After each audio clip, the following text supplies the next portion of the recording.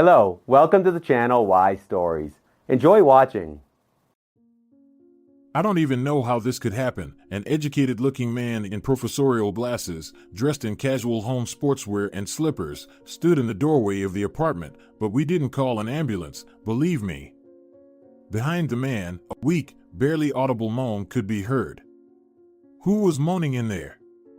Nuri, the paramedic who had arrived with the ambulance, tried to peer inside the apartment over the man's shoulder. I clearly heard someone moaning just now. Senorita, I already told you, we didn't call any ambulance. Right now, just leave here. The man standing in the doorway's voice trembled with barely suppressed anger. The moan repeated, but louder this time. And now it was clearly audible. A woman was moaning. Refusing to listen to the man's objections any longer, resolutely pushing him aside, Nuri stepped into the apartment, and behind her came the rest of the ambulance crew, Senor Sotillo, a middle-aged doctor, and Valerio, a young, lanky male nurse. Peering into the room where the groan had come from, Nuri saw a woman lying face down on the couch. Her face, hidden under a thick mass of disheveled light hair, was turned towards the wall, and her hand, in an attempt to get up, clung desperately to the back of the couch. Without hesitation, Nuri rushed to the groaning woman. Turning the woman's face toward her, Nuri saw the vacant look in her light gray eyes, which seemed to be oblivious to everything around, wandering along the walls and ceiling of the room. The apartment owner jumped to Nuri and pushed her back. "What do you think you're doing?" "I'll complain." The man was ready to attack the paramedic with his fists. "Come on, get out of here right now." "Care to explain what's going on here?" Nuri said. Over her 2 years of working in the ambulance service, she had seen it all. The intellectual's inexplicable anger couldn't scare her. She had seen worse, alcoholics with axes losing their minds, or desperate mothers almost drowning their 2-year-old babies in icy water. "Answer me, or we'll call the police." "Everything is fine with us," the man suddenly, unexpectedly calming down, changed his tone. "This is my wife, Lucia. You see, well, how should I put it, she's not quite herself." As he spoke, the intellectual persistently pushed Nuri toward the door. "Thank you for coming." "Well, excuse us." Perhaps, Lucia, while I was distracted in the kitchen, called an ambulance herself. You can see for yourself what's wrong with her. Senor Sotillo and Valerio were already standing on the stairs and hadn't said a word the whole time. With a reproachful look at them, Nuri followed suit. "But what's actually wrong with your wife?" she asked, turning to the man, and then she closed the door behind them in a hurry. "What happened?" "Well, you see, Lucia lost her child not so long ago. This led to a psychosis, and she's on tranquilizers. Well, you can see for yourself. So, goodbye and farewell." Finally, the intellectual managed to slam the door behind the ambulance crew. The doctor and the male nurse were already descending the stairs, and Nuri, pausing for a moment, followed suit. "You're always looking for trouble, Nuria," Senor Sotillo said, getting into the car. "Let's go. We've already wasted enough time for no reason, and we have another call, if you remember." "Palacio, start the engine," the doctor ordered the driver. The car started moving and left the yard onto the street. "You're not very compassionate, are you? Clearly, someone is in trouble, and you don't seem to care," Nuri grumbled as she settled into her seat in the car. "Chatterboxes should be quiet. I don't see any subordination here." "Keep talking, and I'll have more to say to you," Senor Sotillo joked roughly. "Focus on your job and don't take on extra. That lady probably needs psychiatric help. They'll handle it without us." That's how everyone thinks. And then we wonder why everyone just passes by when someone is unwell's priorities, huh? "Rio, why are you so quiet? Are you on the same page?" Medical assistant Valerio just shrugged in response, as if he couldn't do anything about it. The ambulance, with its sirens on, merged into the flow of traffic. The day went by in the usual routine: emergency calls, climbing the staircases of apartment buildings, the jolting ride in the ambulance rushing to help yet another person in distress, providing assistance to the injured and those in need. Everything was as usual and as always. Nuri breathed a sigh of relief when she realized that there was only one shift left and she would finally have a few much-awaited days off. It was the evening of her last working day. The ambulance, where Nuri worked, was parked at a traffic light at the intersection, having just provided assistance to an elderly man with a heart attack. Suddenly, a new call came in, and the medical team exchanged glances as they learned where they were heading. It was the same address as yesterday, where the intellectual man in professorial glasses had behaved strangely and aggressively, claiming that he hadn't called an ambulance. Nuri remarked, "You see, not everything is so simple there." I knew right away that the professor wasn't telling the whole truth. At these words, Dr. Esteban Sotillo's face contorted in annoyance. He was tired of dealing with this young woman. The job was tough as it was, and she always found something not right or not the way it should be. In the recent past, Senor Sotillo had been a good surgeon, but he had to resign from the hospital on his own accord. The chief doctor, tired of the surgeon's alcoholism and the increasing complaints from patients related to it, gave him an ultimatum: either resign voluntarily or face disciplinary action later on. If a doctor was performing surgery while barely able to stand on his feet due to yesterday's drinking, and if his hand was trembling as he held the scalpel during the most critical moments, it didn't take much to imagine the potential disasters. The doctor chose to leave voluntarily and now served in the emergency medical service. Such a job left no room for drinking, and he hoped that this lifestyle would eventually help him overcome his alcohol cravings. However, as soon as the weekends or days off began, Senor Sotillo was immediately drawn into a binge. Now, as he finished his last hours of the shift, he was completely absorbed in thoughts of the upcoming free days, desperately craving a drink, and his head throbbed from the stressful work. And here was this paramedic with her moralizing. From the front seat, the driver Palacio spoke up. "Esteban, we'll have to respond to that call again, especially since there are no other calls right now. We're only 2 blocks away from the address." "Technically, we are obligated to respond to all calls," Nuri chimed in. "Well, then you can go there yourself," the doctor responded immediately. "Personally, I've climbed enough staircases today, and I'd prefer to wait for you in the car downstairs," he added with a sly smile, feeling the urge for a drink intensify. Nuri sighed. Everyone was aware of Senor Sotillo's situation, and lecturing an adult and older person made no sense. The traffic light turned green, and the ambulance started moving. A minute later, the vehicle was already coming closer to the familiar driveway. Twilight was setting in, and the courtyard was empty. Most people had returned from work. Warm lights from kitchen lampshades and fixtures illuminated many windows of the building.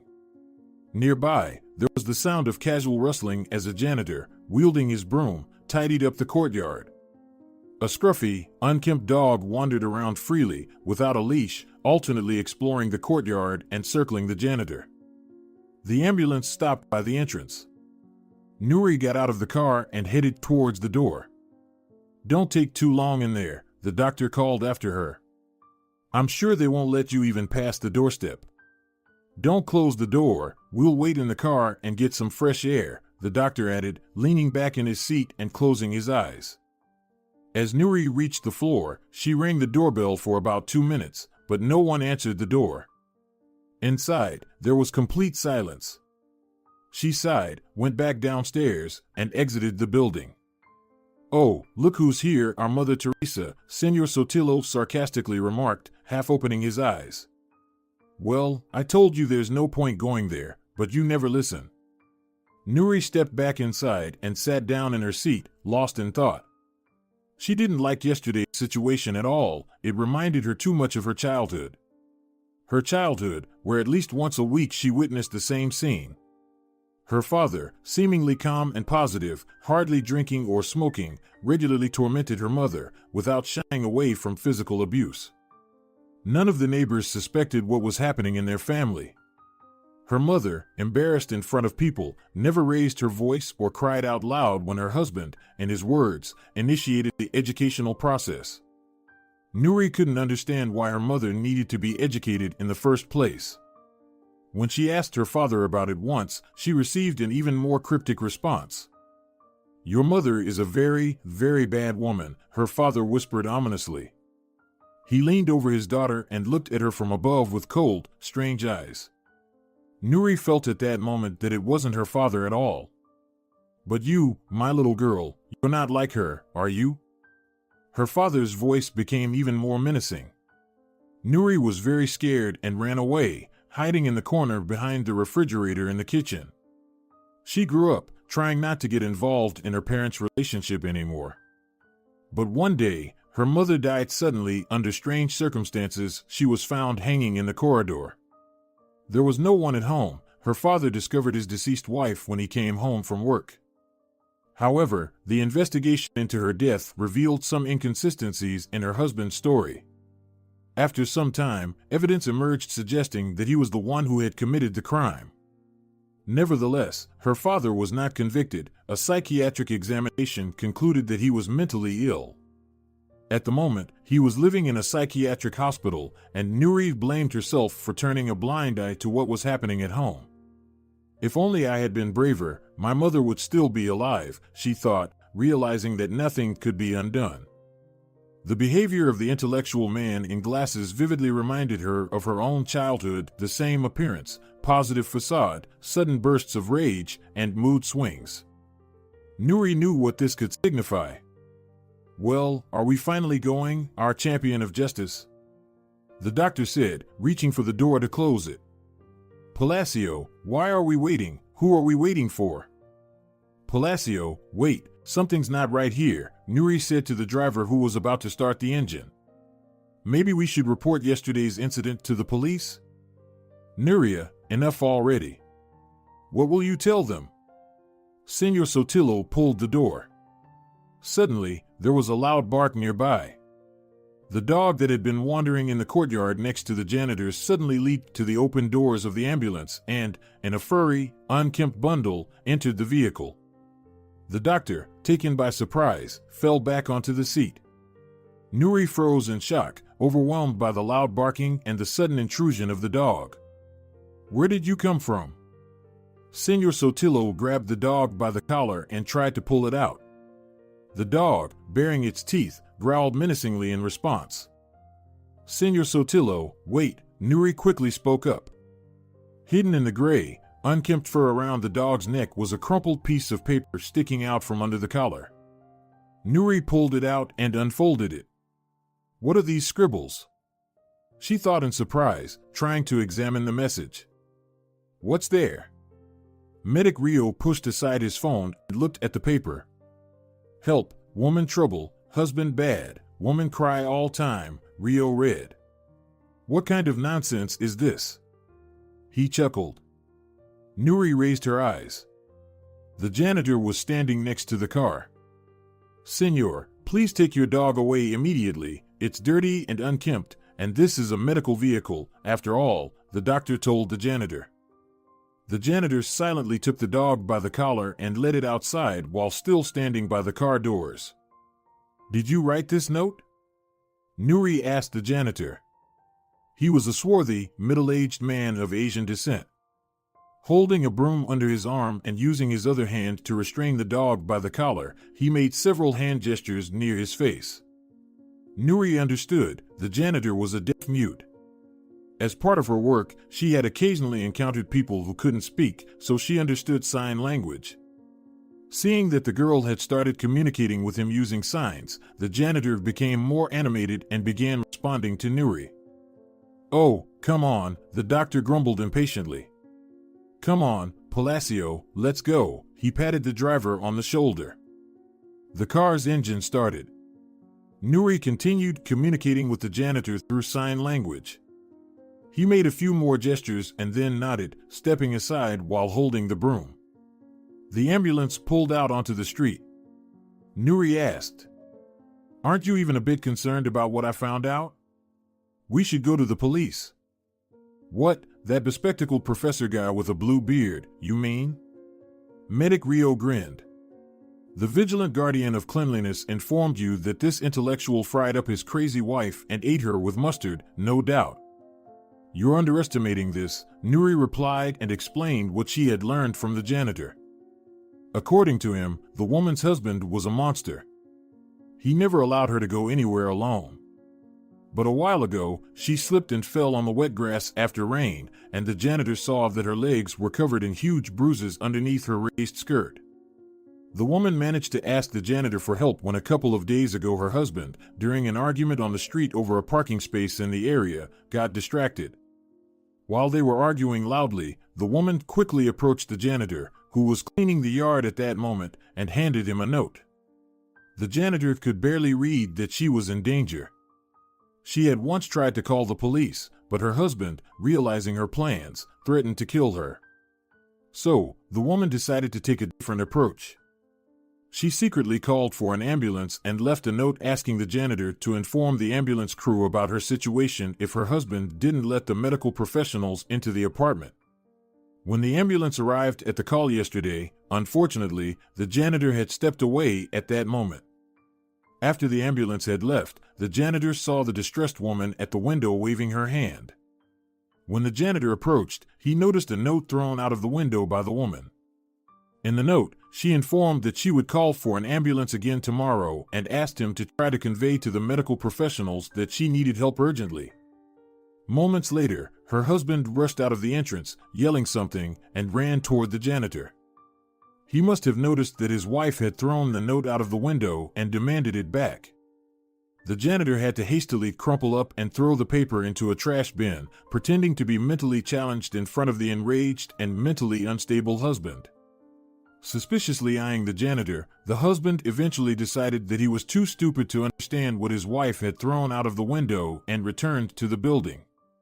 The janitor, fearing that he might not be able to explain the situation to the ambulance crew, had the idea to attach the handwritten note to his dog's collar and instructed the dog to run towards the ambulance. The dog turned out to be even smarter than expected. It jumped into the vehicle with the medical professionals and thus drew attention to the note from the janitor. Fortunately, Nuri was skilled in sign language, allowing her to understand what had happened. "What a clever doggy, can you believe it?" The doctor commented with a smirk. "And you, Nuria, should consider writing detective stories. You're like our local Agatha Christie." "But how can we help this unfortunate woman, even if all of this is true?" "There's nothing we can do." The ambulance was already pulling into the station. The shift was coming to an end. The tired medical professionals bid farewell to each other, passing on the work to the next shift, and went home for the weekend. Nuri spent the entire first free day catching up on sleep. The 24 hours of rest had done her body good. She pondered how she could help the woman who had ended up in a difficult situation, the wife of that professor, as she referred to the strange man in glasses who had refused to let the ambulance into the apartment. Nuri suddenly realized who she could ask for advice. Her classmate Daniel served as a police officer, and he would surely know what to do in such a situation. Searching for Daniel's phone number, Nuri called him. She and Daniel had no special relationship beyond being classmates since the first grade, occasionally chatting as friends. Nuri had suspicions that Daniel had feelings for her, but that was as far as it went. Beyond her hunches, they had no deeper connection. When they finished school, life had separated them from their former friends and loves. This year, Nuri had attended her high school reunion. The first person she saw upon arriving at the event was Daniel. Friends were delighted to see each other again and spent the entire evening together. When they said their goodbyes, they exchanged phone numbers. Daniel had called a couple of times, inviting her to meet up, but Nuri had never found the time due to her demanding job. Dialing Daniel's number, Nuri patiently waited for him to answer. Eventually, her classmate picked up. Nuri suggested meeting up and explained that she wanted to consult with him. Daniel was at work and proposed that Nuri come over closer to lunchtime, so he suggested they could grab lunch together somewhere. After declining, Nuri busied herself with household chores. Her weekends were the only time she could keep her home tidy. Completing her cleaning chores by noon, Nuri took a shower, put on a silk summer dress, applied light makeup, grabbed a small leather handbag, and left the house. Daniel's workplace was on the ground floor of one of the residential 5-story buildings. After a short bus ride, within half an hour, Nuri was already climbing the steps from the street to a small office with a separate entrance assigned to the local police officer. Daniel sat at a table and talked on the phone. When he saw Nuri, he waved at her in greeting, pointed to a chair next to his desk, and asked her to wait. She sat down and looked around. There was nothing special in the surroundings, just a typical office. Meanwhile, Daniel finished his call. "Well, hello again," he said, smiling. "I'm glad you found the time to meet up. Want to go outside?" "I was just about to have lunch." The classmates went outside and walked towards the park. "What did you want to talk to me about?" Daniel asked Nuri. Nuri explained the situation that had occurred during their ambulance call. "You know, for some reason, I'm convinced that the woman isn't as crazy as her husband makes her out to be. I know all too well how these domestic situations can end." "How do you know this?" Daniel asked. "You haven't been married yourself yet. Why do you assume this professor is an abuser? The note that ended up with the janitor doesn't prove anything. The woman might have been genuinely distraught." "There you go, too," Nuri said indignantly. "Yes, I haven't been married yet, but I've seen what happened to my own father and my mother, who, as you may recall, passed away. I watched my father constantly abuse her and did nothing about it." "I didn't know that anything like that had happened in your family," Daniel said. "We all knew in class that your mother had passed away, and your father, unable to cope with the grief, ended up in a mental institution. Then your aunt came and took custody of you instead of your parents. That's all we knew." "Of course, that's all you knew. Nobody wanted to air their dirty laundry back then," Nuri replied. "But if you only knew how much I still blame myself for giving in to my father's intimidation and pretending that what was happening in our home didn't affect me." "But you were just a child," Daniel reassured her. "You shouldn't blame yourself for anything. And I have no doubt about what you're saying. I just want to consider the situation objectively. You've come to me as a specialist, after all. So I'm trying to understand it from that perspective," he added. Unfortunately, from Daniel's perspective, there was currently nothing to accuse the bespectacled professor of. There were no official complaints from his supposedly injured wife, and the note passed to the deaf janitor from a foreign country held little weight. Even if a representative of the law, such as the local police officer, visited his apartment, the owner had every right to deny them entry. "So, what do we do now?" Nuri asked, sounding disappointed. "I'm convinced that the janitor didn't make up this story with the note, and the woman herself didn't seem crazy. Rather, she appeared to be someone experiencing physical suffering. Her husband didn't even allow her to be examined, and I'm sure that if he did, we would find signs of violence on her body." "Well, in that case, there's one thing I can do to help," Daniel replied. "I'll find out who the local police officer is for that address and ask them to try to enter that apartment under some pretext." Daniel took out his phone and started making some calls. After a few calls, he said, "Turns out I know the local police officer for that address. We went to school together. His name is Fernando Galban. Write down his phone number. I just called him, and he agreed to listen to your concerns. If necessary, you can go to see him today. He's on duty. In the meantime, we can grab a bite to eat as we planned." "No, Daniel, I'm sorry, but let's do it another time. Perhaps this woman needs urgent help. Thank you for your assistance." "Well then." Daniel was slightly disappointed by the refusal. They had finally met, and "This won't be the last time we see each other," Nuri said, trying to reassure him as she noticed a bus approaching. "Goodbye, call whenever you need," she waved to Daniel and rushed to the bus stop. The police station, where local police officer Fernando worked, was located in a new high-rise building on the ground floor, which was not used for residential purposes. Nuri entered the premises and looked around. The spacious office was furnished with new light furniture, including cabinets with shelves and several desks. One young man in a police uniform was sitting at a desk, typing on a computer keyboard. Nuri greeted him and asked for Fernando Galban. The young man in uniform raised his head from the keyboard and looked at her with interest. "Good day to you too. I'm Police Officer Fernando Galban," he introduced himself. "And you must be Nuri, Daniel Vasquez's classmate, right?" "Yes, that's me," replied Nuri, taking a seat on the chair next to his desk. "Well, go ahead, tell me what happened here," Fernando said, preparing to listen to Nuri. After she recounted the situation with the ambulance call and the strange behavior of the spectacled apartment owner, the police officer said, "This address is nearby, and the whole neighborhood and building are considered quiet and trouble-free. Regarding this professor, as you call him, there have been no incidents related to him so far. I know the janitor, his name is Farrick, if my memory serves me right. I've seen his dog multiple times, and there haven't been any complaints against him either. He cleans the courtyard every day and doesn't drink. So, it seems you weren't able to examine the professor's wife, as I understand it." "No way," Nuri replied. "The owner behaved unreasonably aggressively, was nervous, and threatened to report us for trespassing. The janitor himself saw horrible bruises on his wife's legs. The woman is clearly frightened." "All right, I understand you," Fernando replied. "However, you must realize that I have no reason to show interest in these people. It's strange that the janitor didn't come to me right away with this matter." "Fernando, please understand, the woman said she tried to call the police, but her husband found out and threatened to kill her," Nuri passionately explained. "I know from personal experience what seemingly quiet and positive people can be.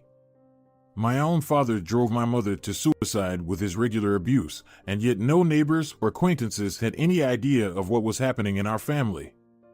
This professor exhibits all the signs. He looks like an intelligent, perfectly sane person, but in reality, there are outbursts of aggression, sudden mood swings, and unexplained anger. I'm sure that if we were able to examine his wife, we would undoubtedly find signs of violence and abuse.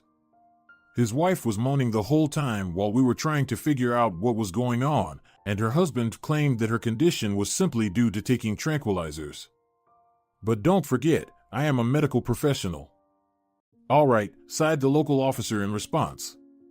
"It seems like fate doesn't want me to finish the report today. Let's go to the address and take a look, although it's possible that the owner is not at home in the middle of the day," said Fernando, putting on his cap. The professor's house was very close to the police station. In the courtyard, two young mothers with baby strollers were sitting on a bench, engaged in a leisurely conversation. An elderly woman was rocking a child on a swing. A slightly older child nearby was molding sandcastles in a sandbox. The janitor was nowhere to be seen. A broom lay under the trees, and there was a plastic bucket with trash. Farrick's shaggy dog sprawled on the ground in the shade of acacia bushes. Nuri and Fernando entered the building. After reaching the floor, the local officer listened carefully. A faint sound of a TV working quietly could be heard in the apartment. The local officer, holding his tablet under his arm, pressed the doorbell button. Suddenly, silence fell inside the apartment. Fernando rang the doorbell again. As if in response to this, muffled female crying came from behind the closed door. "Senora Salada, open up, it's the police. I can hear that you are at home. What do you want?" "I didn't call the police," an irritated male voice suddenly came from behind the closed door. "Go away." "I wouldn't advise talking to a police officer like that," Fernando sternly said. "I'm your local police officer, Fernando Galban. Check my ID." Fernando took out his ID and held it up to the door peephole. "If you don't open the door immediately, believe me, we will find a way to enter, but under different circumstances," he warned. Behind the door, there was a moment of dead silence, then the door lock clicked, and the door opened. At the threshold stood the owner of the apartment, wearing professorial glasses. "Are you Esteban Salada?" the local police officer asked him. "Yes, I am," the man replied affirmatively, his eyes darting around, and his face revealing panic and an inexplicable fear. "What do you want, officer?" Salada asked, trying to maintain a calm tone. "Everything is quiet here, We're not alcoholics or drug addicts. May I enter the apartment? Said Fernando, walking into the hallway. Nuri followed him. Salada's face twisted with anger. He hadn't immediately noticed the presence of the young woman. I recently took over this district and wanted to get acquainted with the residents, the police officer continued, entering the kitchen. Do you live here with your wife? Fernando checked his tablet. Lucia Salada, am I right? Taking advantage of the situation, Nuri entered the room. Salada's spouse was nowhere to be seen. A crumpled blanket hung from the couch onto the floor, and a fallen pillow lay next to it. The couch was empty. Peering into the bedroom, the young woman also found no one. There was a strange spiked belt, reminiscent of a dog collar, hanging on the back of the large double bed. Nuri returned to the kitchen. And where is your wife now? The local police officer asked the apartment's owner. I'd like to meet her as well. Nuri noticed that Salada's glasses had suddenly fogged up, and his eyes beneath the glasses betrayed anxiety. The man remained silent in response. Strange, we just heard her voice a moment ago, Fernando remarked. Or is she hiding from the police if she suddenly felt the need to lock herself in the bathroom? Unexpectedly, the local officer's phone rang. Answering it, Fernando spoke to the apartment's owner. I'll come back later. I'm being called in for work. Then I'll stay here for now, Nuri declared. We can also check on your wife. If you recall, I'm a medic, and it's clear that Lucia needed medical attention. You have no right, Salada replied with unexpected aggression. How do you assume that Lucia needs help? If she was crying, so what? Women cry for any reason, as you well know. I protest. Get out of here. Nuri, he's right, Fernando said. We have to leave now. I'm urgently needed at work, he continued, leading the young woman out of the apartment and down the stairs. In one of the apartments in our district, there was an attempted murder, and they're looking for me regarding the residents there. So, I'm sorry, but for now, I've done what I can. But please call me tomorrow, we can visit the Saladas again. And you can examine the owner's wife. I'm afraid today I won't be able to do that. Fernando bid farewell and left. Nuri looked around. The janitor, Farrick, still hadn't appeared. His shaggy dog was sound asleep under the bushes, occasionally twitching its paws in its sleep. Raising her eyes upward, the young woman suddenly noticed Salada in the window, watching her from behind the curtain. Meeting Nuri's gaze, he quickly stepped back from the window and disappeared from sight. Nuri stood in the yard for a moment and then left. Upon returning home, the young woman prepared lunch. After eating, she immersed herself in reading. The following year, she planned to take her exams for medical school and was slowly preparing for them. In the evening, Daniel called her to check how she was doing. Her classmates suggested meeting up again and going to the movies, but Nuri wasn't tempted by the offer and preferred to stay home and go to bed early. Daniel was left with nothing once again. In the morning, after breakfast, Nuri called the local officer Fernando. Fernando was currently occupied with work, and then his superior was waiting for him, insisting that he come as soon as possible. Nuri understood that she would have to try to get into the Salada's apartment on her own, without Fernando's help. She tried to convince herself that maybe her colleagues were right, and she was unnecessarily fixated on the Salada couple's story. Perhaps she was simply projecting her own mother's death onto the lives of others. Yes, Salada reminded her of her father. But did all nervous, intellectual-looking men in glasses necessarily have to be monsters and psychopaths like her own father turned out to be? Of course not. Moreover, it would be foolish to spend her weekend interfering in someone else's life. Nuri sighed, thinking about her weekend. There was only one more day left, and then it would be back to calls, patients, often sleepless nights, and carrying stretchers up and down the stairs. All right, it's time to put an end to this story about Salada and his wife, Nuri thought. Suddenly, she vividly remembered one detail, the strange collar with a chain and sharp metal spikes hanging on the back of the Salada's bed. What was it doing there? Was it for a wolfhound's neck? There were no signs of a dog in the apartment. Nuri decided that since the local officer Fernando was occupied, she would try to talk to the apartment's owner again, and if possible, his wife too. She gathered herself and left the house.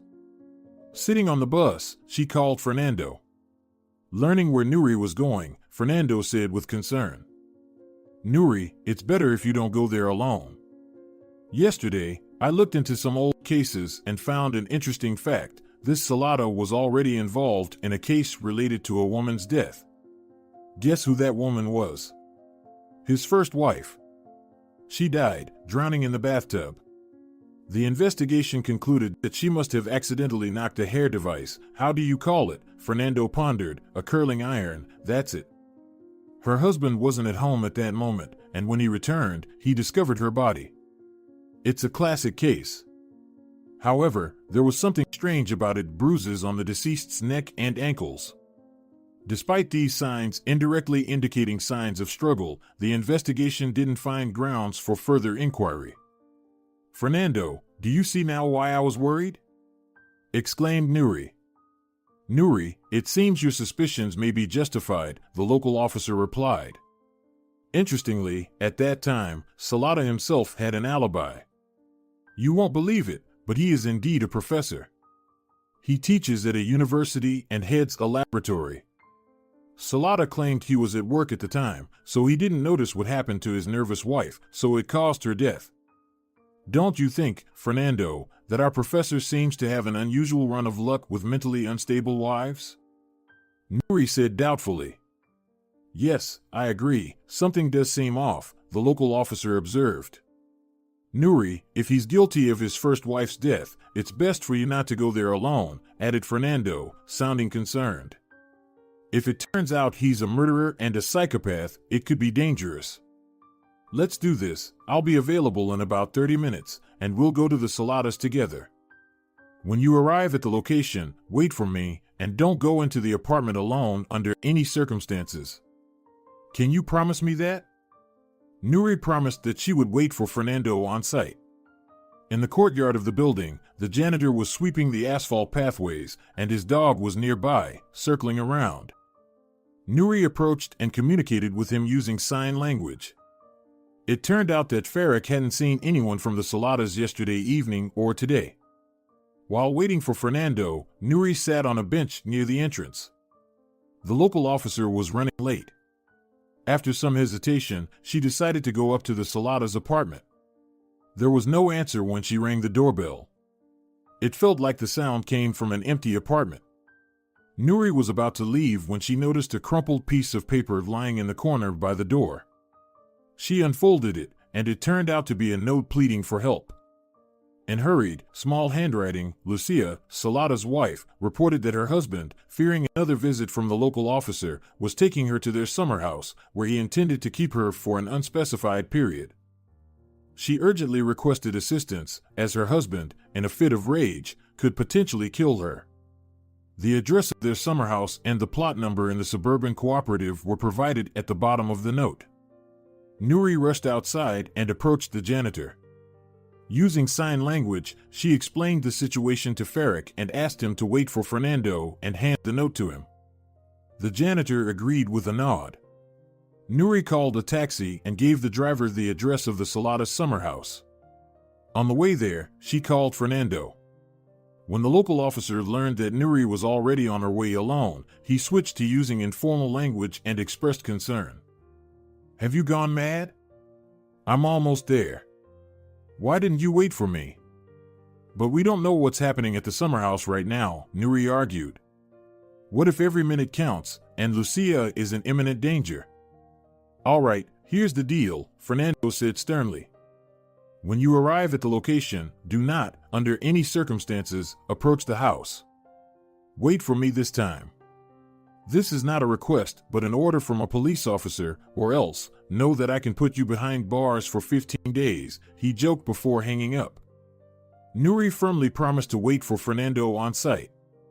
After a bit of confusion along the country roads, the taxi dropped Nuri off in front of the correct house.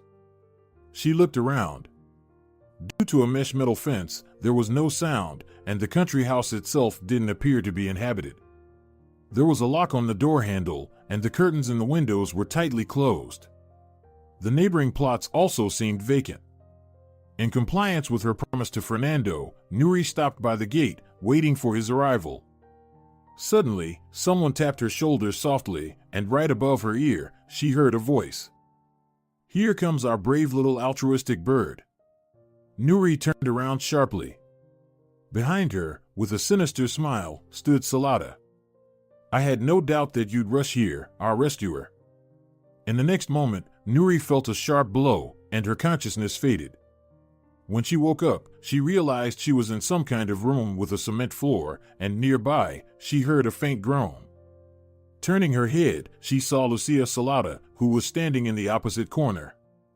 The spiked collar from the Salada's bedroom was wrapped around her waist, secured to a metal ring in the wall, preventing the woman from sitting or falling. Lucia's hands were pierced with spikes from top to bottom, causing them to bleed with every movement, and her face and neck were covered in black and blue bruises. Nuri jumped to her feet and rushed to Lucia. At that moment, the door to the room opened, and Salada entered. "Well, all the little birds have gathered," he said contentedly. "This will be fun." "You're a psychopath," Nuri exclaimed. "Your wife needs urgent medical help. Get any medications you have and bring them quickly." "Well, you, be quiet. I'm in charge here." Salada's eyes filled with malice.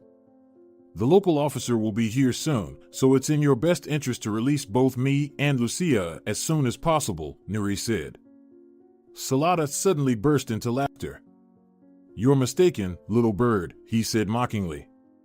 "You're, what's his name, Galban, right?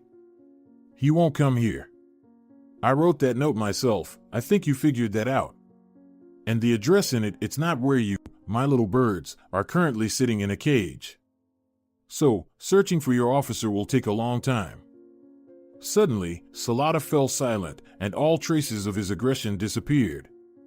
"You know, you're right. Lucia does need medical attention. My poor girl." Salada approached his wife and ran his hand over her face, pushing her tangled hair away from her face. What if she dies prematurely? Nuri became truly terrified.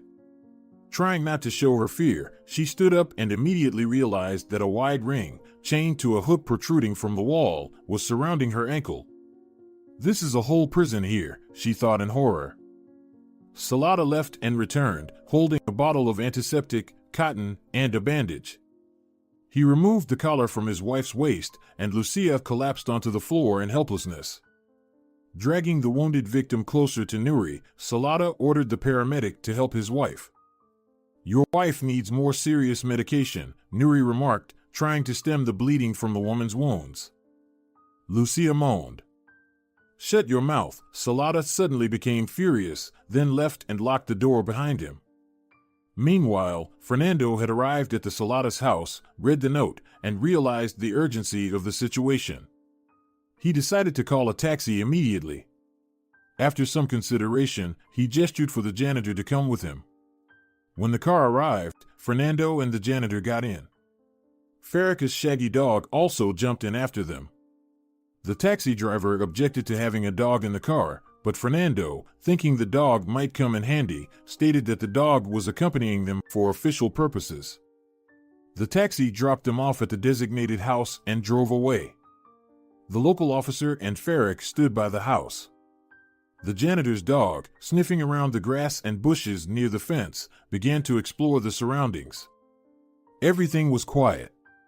After circling the house, the men found no one on the property. On the bench near the porch lay a small garden knife. Fernando picked it up and, inserting it into the gap between the window frames, opened the window slightly. One by one, they climbed inside. After searching all the rooms, checking the closet and the basement, they found no one. The house was empty. The local officer dialed Nuri's phone number, but there was no response. Fernando realized that Salada had likely deceived them, and now not only his wife, but also Nuri was in mortal danger. The women could be anywhere right now, and the search could potentially be prolonged indefinitely. They needed to find a solution urgently and act immediately. The men walked out of the property onto the path. Suddenly, Fernando felt the wet nose of a dog nudge his hand. The janitor's dog, having run around in the bushes, had returned and was standing at the local officer's feet, looking up at him with intelligent amber-brown eyes. Then the dog barked loudly, nudged Fernando's hand with its nose again, and looked expressively in a certain direction. Suddenly, it clicked for Fernando. He took out the note found by Nuri under the door and brought the piece of paper to the dog's nose. "Search, search," Fernando said. The dog, whining softly, turned and ran in the direction it had indicated. The men followed it. After the psychopath Salada had left, Nuri continued her efforts to help his unfortunate wife. Blood continued to seep from her wounds, and at some point, the paramedic realized that the cotton and bandages brought by her tormentor might not be sufficient. Lucia stopped groaning and seemed to fall into a deep sleep, exhausted by the torture. Anxiously concerned for her, Nuri quickly examined her surroundings. It felt like they were in a room resembling a concrete basement or cellar. In the corner on the floor stood a metal bucket with water, and on the water's surface floated an aluminum ladle. Right above Nuri's head, there was a small window, relatively high above the floor, through which daylight filtered in. She strained to listen but could only hear silence outside. "I wonder where we are," Nuri thought. However, it was far more important to think about how to escape from here. Nuri, accustomed to extreme situations through her work, had long lived with the sincere belief that there were no hopeless situations. How many times had her colleagues given up during tough calls, yet each time something inside Nuri compelled her not to give up, to keep fighting for a person's life, even when everyone else was ready to admit defeat in the battle for someone's survival. Nuri didn't blame her colleagues for this. Working in an ambulance crew was not easy. Witnessing constant pain and suffering could gradually lead some healthcare professionals to develop a kind of professional desensitization. People get used to everything, she thought, and perhaps it was not without its merits.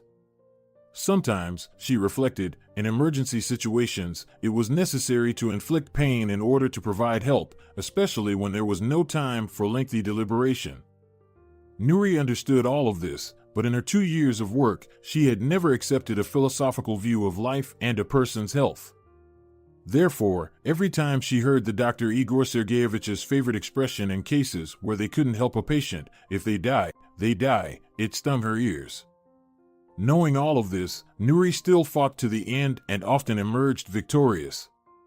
It was difficult to accept that, for example, a very young child of only 2 years old would stop breathing in her arms, and her colleagues were ready to declare the child dead and move on to the next call.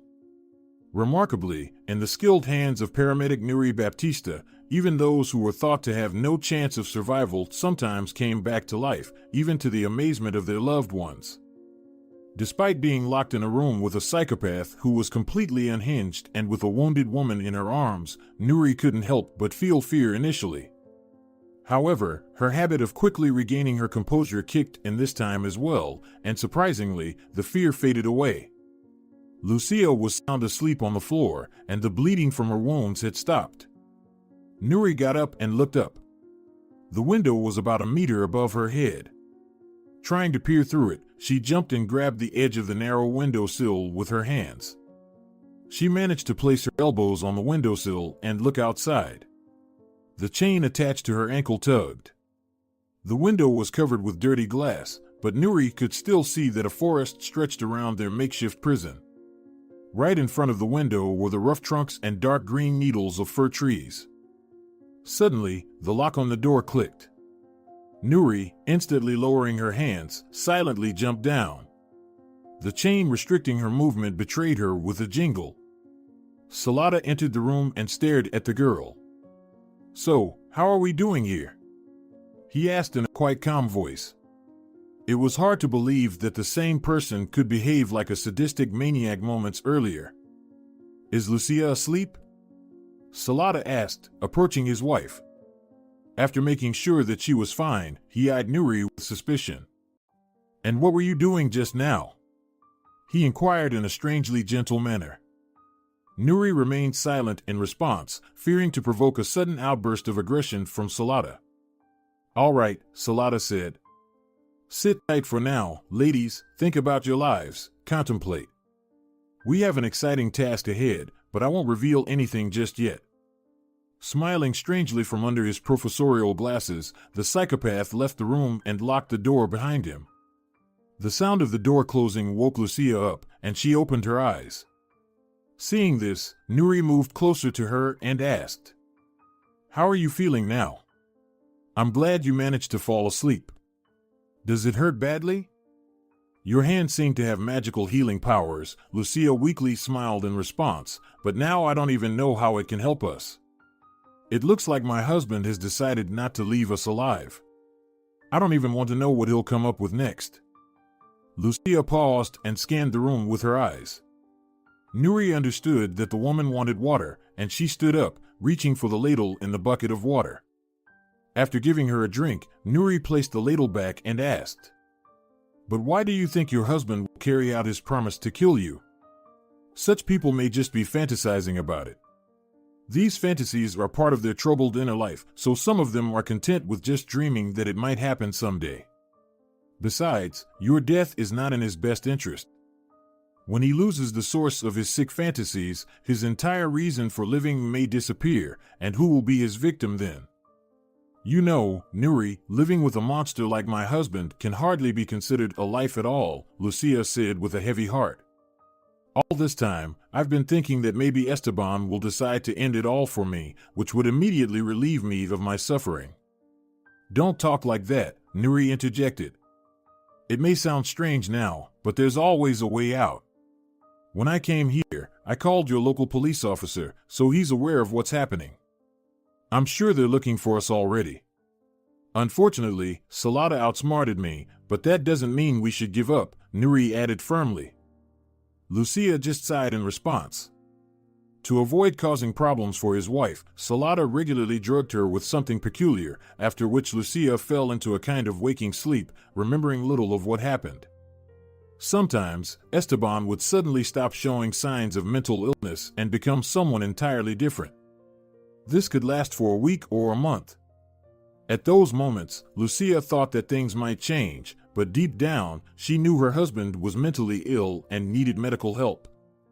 One day, during one of those lucid intervals, Lucia had dared to talk to Salada about it, instantly regretting her decision. When she mentioned the word doctor, her husband flew into a terrible rage. "Remember," he said directly to Lucia's face, "I don't need a doctor. I've told you before, I'm not crazy, but you," her husband pointed his finger at her chest. "From now on, you'll be constantly drinking something for me." Salada, after hitting Lucia in the face, knocked her to the ground and, pinning her down with his knee, retrieved a small vial from a bedside table. Roughly prying her mouth open, he poured something in.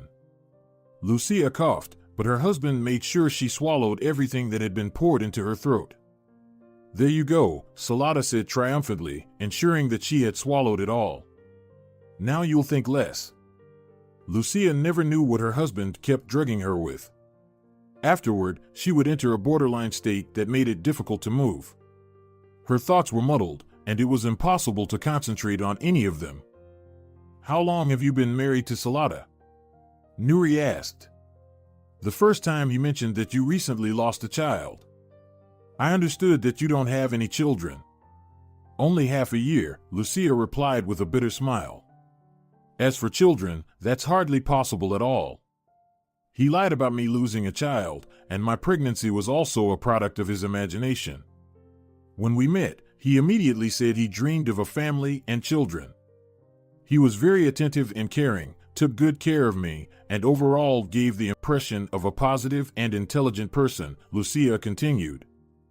Nuri listened attentively as Lucia recounted how Esteban had completely won her over with his attentiveness. He showered her with flowers, took her out to restaurants, spared no expense on gifts and compliments. At that time, Lucia felt like she had entered paradise. Having experienced the unhappy marriage of her past, where her husband constantly neglected and treated her disrespectfully, Lucia was certain that this time things would be different. Soon enough, Esteban proposed to her, and without a moment's hesitation, Lucia accepted. At the beginning, everything seemed fine. The newlyweds went on a honeymoon trip to warm destinations to enjoy their time together. One thing puzzled Lucia, though: Esteban wasn't in a hurry to engage in intimate relations. The reason he gave when Lucia asked about it seemed strange. Professor Salata cited his principles and old-fashioned upbringing. His passionate declarations of love and eagerness to enter into a legal marriage, in Lucia's opinion, didn't quite align with his reluctance to get closer to his beloved wife. Well, maybe he really was brought up in such traditions, Lucia reassured herself. He's a gentleman through and through. However, even after getting married, her loving husband didn't seem in a hurry to fulfill his marital duties. Initially, he used the excuse that they had tickets and needed to get ready for their trip. When the honeymooners arrived at their destination, finally free to start their married life together, Lucia realized that Esteban not only avoided getting close to his wife, but also that something more sinister might be at play, beyond natural modesty or a lack of self-confidence in an intellectual husband. Attributing Salata's strange behavior to shyness and doubts about his own abilities, Lucia didn't press her husband to engage in marital intimacy right away. Their week-long vacation together passed by unnoticed. They swam in the sea, sunbathed, visited picturesque places, drank local wines. In short, they relaxed, returning to their hotel room only before bedtime. Everything would start anew in the morning. The couple was hardly ever alone, except for the fact that at the end of the day, they would collapse into bed, exhausted from their active pursuits and impressions. Esteban seemed content with this, even pleased, and he would rush Lucia to get ready and eagerly plan their next excursion every morning. One day, Lucia decided to outsmart Salata and, in the morning, feigned not feeling well. Thinking that it was time for one of them to take the initiative in bringing them closer, she woke up and refused to leave the house in the morning. Esteban was unpleasantly surprised by this turn of events. Staying in bed with a suddenly playful wife was clearly not part of his plans. Esteban went to breakfast alone, promising to bring some snacks and coffee to their room for Lucia. When he returned, carrying pastries and coffee for her, he was surprised to find that his wife wasn't in bed. Calling out to her, Esteban heard her voice from the bathroom. Nothing seemed out of the ordinary until he entered the bathroom and encountered a strange sight. The lights in the room were off, rose petals floated on the surface of the bath, and several lit water candles were placed around. On a stool beside the bathtub, there was a bottle of red wine and 2 glasses. On the floor lay Lucia's discarded robe, but Lucia herself was not visible. As her husband called out to her, he felt her arms wrap around his neck from behind. Esteban heard Lucia's mysterious laughter and turned to look. Lucia hugged him and tried to kiss him, but Esteban recoiled in horror. "What are you thinking? You're behaving like some promiscuous girl. Get dressed immediately. What a disgrace. I never expected such filth from you," he muttered in disgust. "What did you say? Did I understand you correctly? Do you consider intimate relations between spouses filth?" Lucia was shocked by what she had heard. "You know what," she said, putting on and fastening her robe, "if you consider my desire to be with my beloved husband filth, then I guess I have nothing more to say. I regret believing in you and marrying you," she added, resolutely leaving the bathroom. Salata looked bewildered. Fearing that his wife would immediately leave him and go home, Esteban rushed after her while Lucia was already pulling out her suitcase, packing her things. "Lucia, don't get so worked up," he said. "You misunderstood me, but you don't understand what you're asking from me. I'm sure you won't like it," Salata babbled, watching his wife pack her suitcase. "I'm such a fool," Lucia said. "I should have realized right away that your reluctance to sleep with me wasn't just a whim or old-fashioned upbringing." "Wait," her husband suddenly said. "All right, if you want it that badly, then I agree, but don't complain if you don't like it. I warned you." "And what happened next?" Nuri asked Lucia, who had fallen silent for a moment. "What happened next?" Lucia paused, lost in thought. "Was nothing. Nothing happened. He couldn't do anything. It felt like Esteban just went into some kind of stupor, and all my attempts to awaken the man in him ended in nothing. When I, having lost all patience, stepped back, he calmly got up and said he had warned me about all of this, but I had chosen not to give up so easily. Salata didn't resist anymore when I repeatedly tried to improve our marital life. One day, I succeeded, but it would have been better if nothing had happened at all. So your husband lied when he said he was incapable of having full intimate relations with a woman? Nuri asked. Lucia sighed in response. After finally managing to provoke a male reaction in her husband in bed and even entering into intimate contact with him, Salata suddenly flew into a wild rage. His face contorted in a horrible spasm. He pushed his wife away, throwing her to the floor. Uttering dirty curses, Esteban struck the woman several times while she lay on the floor. Lucia lost consciousness. When she woke up, she was lying on the bed, covered with a sheet. Salata, frightened, was busy nearby, pressing a wet towel to her face. I told you, he muttered. You shouldn't have done that, and now you have to blame yourself, he added, switching to a sinister whisper. You're just a psychopath, Lucia said in horror. You're insane. What did you say? Salata yelled. I'm not insane. You're a filthy fallen woman. You took me by force, stained me with your filth, and you'll answer for it. Salata switched to a sinister whisper again. Lucia was terrified. But at that time, she didn't know that it was just the beginning. From that moment on, her life turned into a living hell. When Lucia decided to go home, Salata grabbed her by the throat and promised that he would simply destroy her and bury her somewhere, announcing to everyone that his wife had disappeared and no one would ever find her in a foreign country. Nobody dares to leave me. Got it? Salata hissed threateningly at his wife, preventing another attempt by Lucia to get away from him.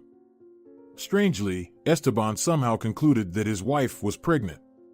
He alternated between showing unexpected care for her and yelling that he wouldn't allow any offspring conceived through deceit and filth to come into the world.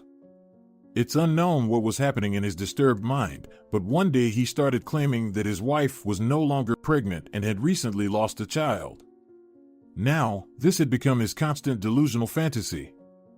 A little later, another obsessive thought occupied his mind, a dream of killing Lucia.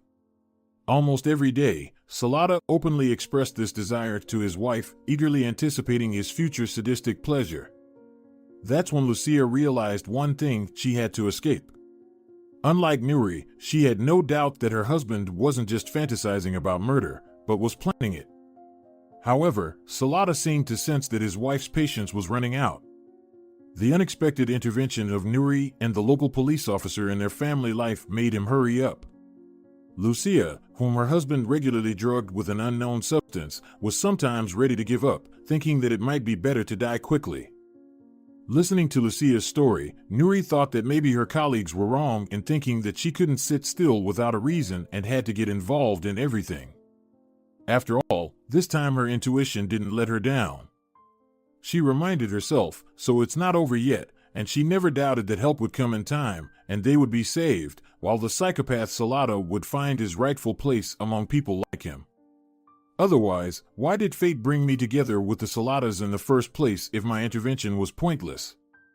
Salata would have carried out his terrible plans long ago, the woman reflected. These thoughts were interrupted by the sound of an unlocking door. Salata entered the room, looking satisfied and triumphant. Well, my little birds, the psychopath said cheerfully, I have good news. The celebration begins. Hooray! Look what I've brought. Salata raised a large axe overhead. This is for you, my beauties. We're going to play executioner. I call dibs on being the executioner. Salata put a red knitted women's hat on his head, with openings for the eyes, nose, and mouth, resembling a balaclava. His professorial glasses strangely gleamed through the openings in the hat, as if they were gas-masked lenses. And, of course, you'll be the victims, my little birds. Let's go. Salata stood Lucia, who groaned in pain, back on her feet. Then, he suspiciously stared at Nuri and said, As for you, brave savior, don't even dream of running away. I'll unchain you now, and you'll lead my wife to the place of our celebration. But if you think about escaping, know that Lucia will die immediately. Salata removed the chain from Nuri's leg, ordered her to take his wife by the arm, and commanded them to exit. Lucia walked with difficulty, her strength was fading, and it seemed like she didn't care about what was about to happen. "Don't worry, we're almost there," the monster encouraged them, walking behind them on a narrow path leading deeper into the woods. Soon, a small clearing came into view, with a deep pit dug into the ground at its center. "Come on," Salata joyfully announced. His eyes behind the fogged-up glasses gleamed with madness. "Let her go," Salata commanded, and Nuri gently lowered Lucia to the ground. "We'll start with you, my beauty," the psychopath gloated, addressing Nuri. Nuri tensed up. Ignoring the fear gripping her entire body, she had no intention of giving in. Trying not to attract Salata's attention, Nuri looked around, trying to find something suitable for defense. Suddenly, her gaze caught a shovel lying at the edge of the pit. With a swift motion, she bent down and, lunging to the side, grabbed the shovel in her left hand. At the same moment, she delivered a sharp blow to the psychopath's leg with the shovel. Salata staggered and fell to the ground, losing his balance and crying out in pain, but he immediately got up with astonishing agility. His profanity filled the air, and Nuri saw Salata lifting the axe above her head. Fernando and the janitor Ferric were running after the dog that was racing ahead. The cottage area ended, and the dog suddenly stopped on a wide dirt road, sniffing the ground. Fernando realized that the dog had lost the scent. He looked around. A field stretched around them, with distant glimpses of forest on one side. The local police officer dialed Nuri's number again, but her phone remained unanswered. Suddenly, the dog growled and dashed towards the forest across the field. Looking in the direction the dog had gone, Fernando noticed a narrow sandy road and distinct tire tracks imprinted in the loose sand. Salata was likely in a car and turned there, thought Fernando as he sprinted after the dog. The janitor followed suit. Soon, the road led into the forest. The dog was racing far ahead. Suddenly, the sound of barking reached their ears, and the men, running toward it, unexpectedly found themselves in a small forest clearing. Right in the middle of the forest, they saw a small log cabin and a car parked nearby. Fernando rushed into the cabin. The room was empty, except for a small women's handbag lying on an old wooden table, covered with faded oilcloth. "This is Lucia's handbag," the local police officer realized, peering inside the bag. It contained regular women's items and a turned-off phone. Fernando understood that the woman was somewhere nearby. Spotting a staircase leading to the basement, the local police officer headed there. Running down the steps, he pushed open the wooden door. The room was empty, but the chain attached to the wall and a collar with sharp spikes left no doubt. Women had been held here. Pushing thoughts of possibly being too late out of his mind, Fernando rushed outside. The janitor's dog was still barking and eagerly beckoning. Seeing the local police officer, it barked loudly and dashed further into the forest. The men followed. Nuri, clutching the shovel in her hand, prepared to fend off an attack. Like in slow motion, she saw the sharp edge of the axe rapidly approaching her head. Suddenly, a loud growl was heard, and Salata shrieked as if he were a slaughtered pig. Emerging seemingly out of nowhere, a gray, shaggy dog latched onto the psychopath's hand with a deadly grip. Due to the sudden pain, Salata dropped the axe, and the dog, a strong creature about the size of a German shepherd, swiftly knocked him down, depriving him of balance. With a loud growl, the dog continued to fiercely bark and, with a swift paw, pinned the terrified Salata to the ground. "Help!" The psychopath screamed desperately. "Get this dog away from me! I can't stand dogs. I'm terrified of them." From behind the trees, Fernando and the janitor emerged. The local police officer rushed to Nuri. "I'm okay," she reassured him. "Salata hit me a little at first, but it seems like I don't even have a bump," the girl joked. "We need to call an ambulance quickly." "Lucia needs help," she added, searching for her phone in the handbag handed to her by the local police officer. Fernando also made a phone call requesting a team to pick up Salada and take him to the police station. Suddenly, the psychopath clutched his chest and began to wheeze and gasp for breath. Nuri rushed to him and removed the knitted mask with openings covering his face. Placing her fingers on his neck, Nuri realized there was no pulse. It seemed that Salada had suffered a sudden heart attack. Without hesitation, the paramedic started to administer aid, attempting to restart his stopped heart, but it was all in vain. Salada was dead. Nuri, it's for the best for everyone, the approaching local police officer said. Focus on Lucia, she needs help right now. Lucia, it's over now, Nuri said, approaching the woman and helping her to stand. The ambulance will arrive soon, and we'll go to the hospital together. Thank you, Nuri, Lucia said warmly. If it weren't for you. Thank the one over there, the girl cheerfully replied, patting the thick fur of the janitor's dog standing nearby. If it weren't for him, who knows how this would have ended. Realizing that they were praising him, the dog licked Lucia's face and sat down beside her, lifting his front paw and waving it in the air. Looks like he's asking for a reward for his heroic deed, Lucia smiled. You'll get a reward, she assured him, stroking the dog's head as he wagged his tail. You'll have the tastiest meat lunch in the world. In response, the dog flashed a satisfied, toothy grin and continued to wag his tail. Fernando and the janitor also approached the dog. Seeing this, the dog didn't hesitate and once again began to wave his paw in the air, as if asking for a reward. Look at how resourceful he is, Fernando chuckled. He wants to tell us that he deserves a reward from us too. All right, you'll get your reward from us as well. Who's the real hero here? Of course, it's you. If you're enjoying it as well, leave a like and subscribe.